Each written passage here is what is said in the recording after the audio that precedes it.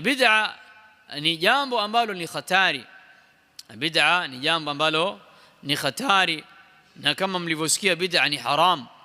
Bid'a ni haram, na katika tatizo kubwa la bid'a na uzito wake na khutura kwamba yule anayefanya bid'a anaona yuko sawa. Ndio maana akasema al-Imam Shatibi katika al-I'tisam ya kwamba yule anayefanya bid'a al-bid'atu ahabbu ila iblis min al-ma'asi.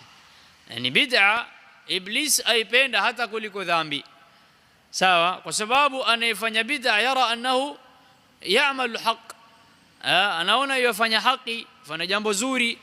Sawa, sahibu bid'a la yatubu bi bid'atihi li'annahu yara annahu ala al-haqqi, na yule ambaye hafanyi ile bid'a yeye anamuona kwamba yeye yuko kwenye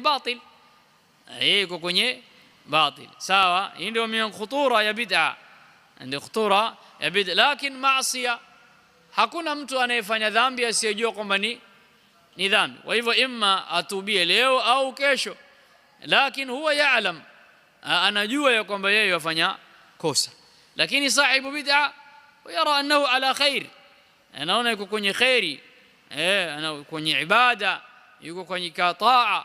Wallahu almusta'an. Sawa. Kwa hivyo intabihu yaraakum Allah, wa hadhiru an-nas min al-bid'a, hadhiru an-nas min al-bid'a.